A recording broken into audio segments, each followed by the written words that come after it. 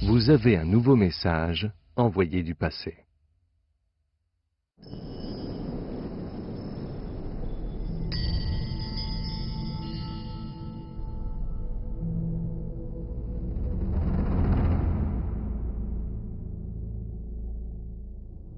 Il y a plus de 3900 ans, la dynastie des Shang est puissante et prospère.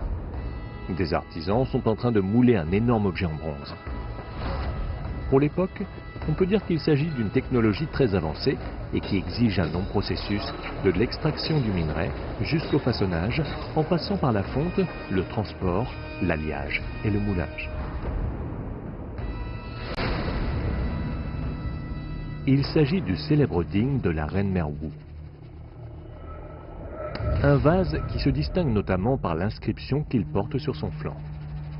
Afin de mouler ce bronze de 832,84 kg, il a fallu, à chacune des étapes de la fabrication, la parfaite coordination d'un grand nombre d'ouvriers expérimentés.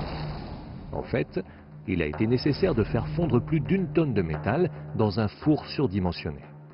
C'est à partir de la marque des jointures entre les différents moules utilisés que les experts ont pu échafauder plusieurs scénarios. Certains pensent que les différentes parties du vase ont été coulées séparément. D'autres imaginent que le corps du vase a d'abord été coulé dans un moule enterré et que les anses n'ont été ajoutées qu'ensuite. Ici, plusieurs difficultés se présentent. Les différentes parties n'ont pas la même épaisseur et les différents alliages prennent un temps plus ou moins long à refroidir. Aussi est-il nécessaire de travailler vite et de façon coordonnée. Il a fallu sans doute une longue suite d'échecs avant de parvenir à un si beau résultat. En Europe, la civilisation romaine n'a pas encore éclos. Quant aux Sumériens qui sont entrés les premiers dans l'âge du bronze, ils fabriquent principalement des objets d'utilisation courante.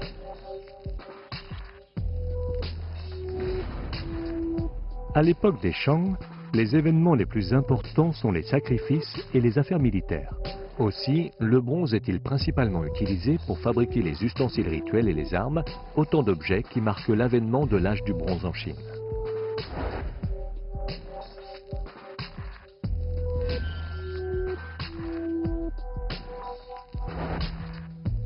Le digne de la reine mère Wu a toujours été sujet à controverse. Néanmoins, la majorité des spécialistes pensent que le terme Wu est le nom honorifique de Fu Jing, l'une des épouses du roi Wu Ding, parce que le vase en question ressemble beaucoup à 2 autres vases dits de la reine mère Xin, découverts dans le tombeau de Fu Hao, l'autre épouse du roi. De nombreuses inscriptions sur os d'oracle parlent de ces 2 femmes, Fu Jing et Fu Hao. Ces dernières gèrent leur propre fief et participent souvent aux grandes affaires de l'État. Fu Hao excelle dans les affaires militaires et Fu Jing s'occupe des rites et de l'agriculture.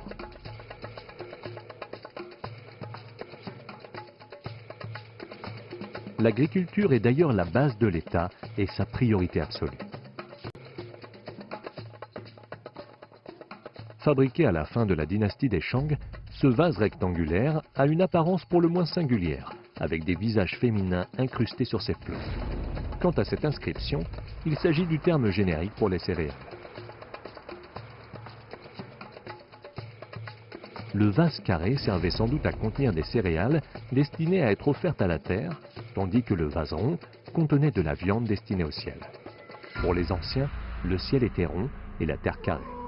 Comme la terre issue du principe féminin yin symbolisait la mère de tous les êtres, on en a déduit que ce vase carré était destiné aux offrandes rendues à la terre.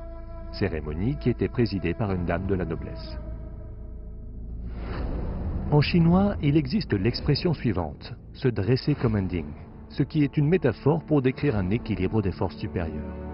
La terre sur laquelle se dresse ce genre de vase en ressent tout le poids et peu à peu, cet objet finit par devenir le symbole de l'État chinois et de son pouvoir. Demander le ding, c'est prétendre au trône. Avoir un grand ding, être à l'apogée de sa puissance. Ou bien encore, avoir une parole pesant 9 ding. Le plus solennel de ces vases est donc celui de la reine mère Wu, un trésor qui a gardé en lui les arcanes de la dynastie des Shang. Un trésor muet mais imposant, manifestation de gloire et de puissance.